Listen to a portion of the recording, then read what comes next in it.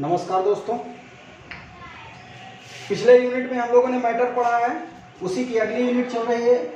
अगला पार्ट है रासायनिक संयोग के नियम, जिसे लॉ ऑफ केमिकल कॉम्बिनेशन कहते हैं। डिफिनीशन इसकी पढ़ लेते हैं। विभिन्न रासायनिक अभिक्रियाएं जिन विभिन्न नियमों की सहायता से पूर्ण होती हैं उन्हें रासायनिक संयोग के नियम कहते हैं। ये रासायनिक संयोग के नियम आपको 5 पढ़ने हैं। इसमें नंबर 1 पे है द्रव्यमान संरक्षण का नियम, जिसे कहते हैं law of mass conservation. Law of mass conservation देने वाले वैज्ञानिक हैं लेवासिये, लेवासियर बोलते हैं, यानी लेवासिये फादर ऑफ साइंटिस्ट भी फादर ऑफ केमिस्ट्री भी कहलाते हैं। लेवासिये ने इसे 1774 में रिप्रेजेंट किया था, लॉ ऑफ मास कंजर्वेशन। लेवासिये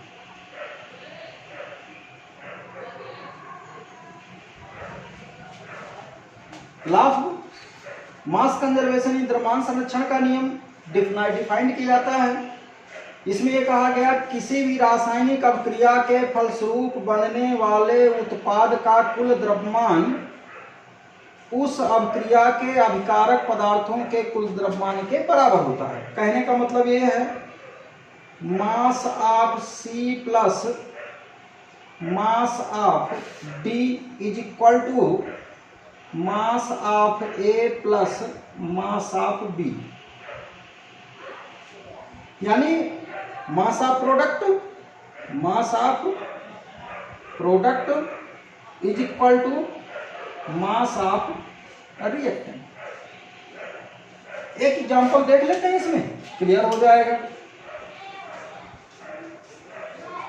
आपने यहाँ पर कहा कि जैसे कैल्शियम कार्बोनेट को आपने हीट कर दिया, सबको रिएक्शन मालूम है, कैल्शियम ऑक्साइड बनता है प्लस कार्बन डाइऑक्साइड अलग होती है। हमने कहा शुरू में इसका हमने 100 ग्राम ले लिया, जब रिएक्शन हुई, रिएक्शन के बाद 56 ग्राम कैल्शियम ऑक्साइड बना और 44 ग्राम आपका कार्बन डाइऑक्साइड बना।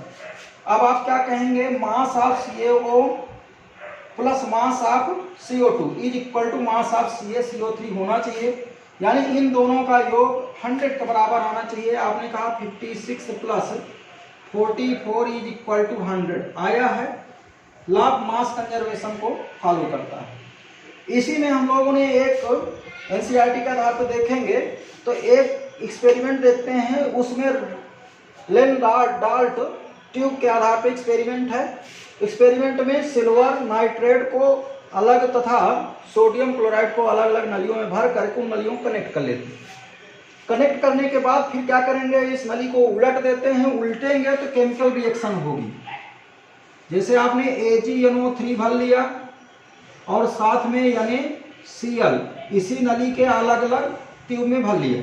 जब रिएक्शन को आपने करवाना है तो क्या करेंगे, इसको उल्टेंगे तो ये बन जाएगा सिल्वर क्लोराइड का प्रेसिपिटेट अवक्षेप और साथ में ये बन जाएगा यहाँ पर NaNO3 सिल्वर सोडियम नाइट्रेट। इसमें भी हम लोग यही कहेंगे कि mass of precipitate of silver chloride plus NaNO3 is equal to mass of AgNO3 plus mass of NaCl।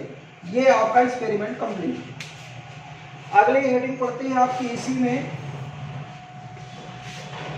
रासायनिक संयोग के नियम में ही